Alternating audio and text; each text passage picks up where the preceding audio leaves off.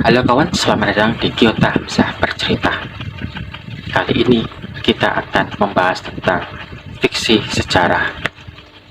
Mungkin bagi teman-teman bingung, fiksi sejarah itu apa sih? Apakah sama seperti kita belajar sejarah? Apakah fiksi sejarah itu hanyalah khayalan fantasi dari sang pengarang? Bisa iya, bisa juga tidak. Bisa iya, karena alur cerita yang bisa ditulis oleh penulis adalah tokoh, tapi peristiwa itu tidak bisa.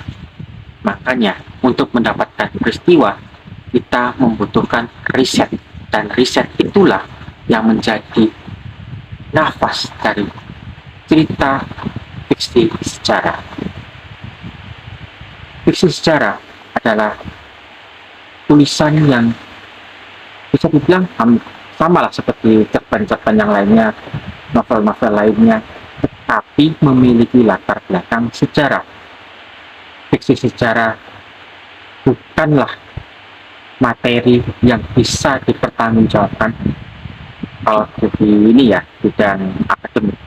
Tetapi fiksi sejarah bisa memberikan gambaran kepada kita mengenai sejarah yang terjadi di masa lalu. Bagaimana orang terdahulu melakukan kegiatan sehari-hari, bagaimana peristiwa itu terjadi, apa yang dilakukan jika kalau ada ini jadinya begitu, kalau jadinya ini jadinya itu. Banyak sekali kemungkinan yang terjadi. Dalam fiksi sejarah, setidaknya ada 3 hal yang menjadi mainannya para penulis fiksi sejarah, yakni pertama, mendramatisir peristiwa, tokoh, ataupun sembarang. Yang pertama, mendramatisasi, membuat seakan-akan ini kayak drama. Kalau mungkin teman-teman yang nonton drakor pasti seringlah yang tahu pangeran ini bagaimana melakukan aksi ini, putri ini bagaimana. Jadi kayak ditonjolkan sisi humanismenya, sisi peristiwanya, sisi kemanusiaannya.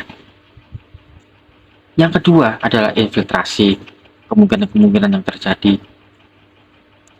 Dan yang ketiga adalah rekonstruksi, membangun ulang. Nah, ini yang sering sekali terjadi, yakni rekonstruksi, membayangkan bagaimana anggap aja Diponegoro berperang, bertemu dengan masyarakat sekitar, bertemu dengan Belanda, bertemu dengan bangsawan yang ada di Jogja dan juga sekitarnya.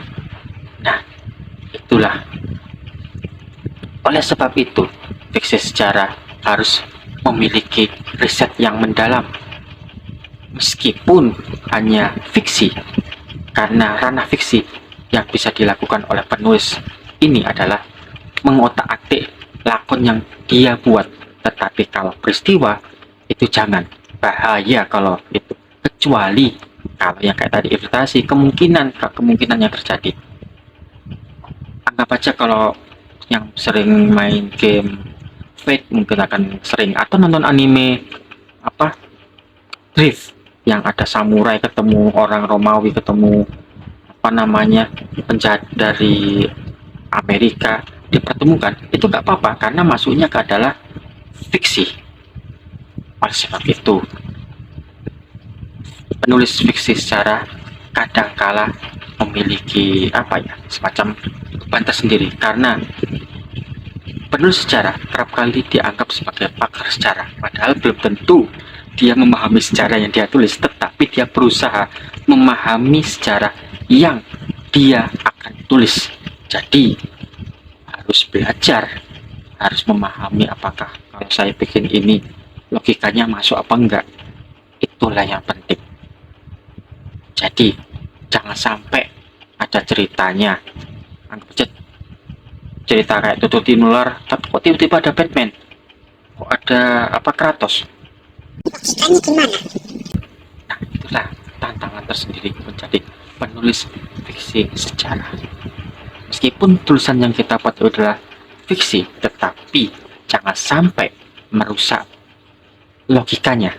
Walaupun nggak masuk akal, tapi nggak masuk akalnya aku harus logis. Itu yang paling penting. Mungkin itu saja yang bisa saya sampaikan. Jika ada kurang dan lebihnya ataupun ada salah ucap, silahkan tulis di kolom komentar. Saya Kyota Hamzah pamit. Salam.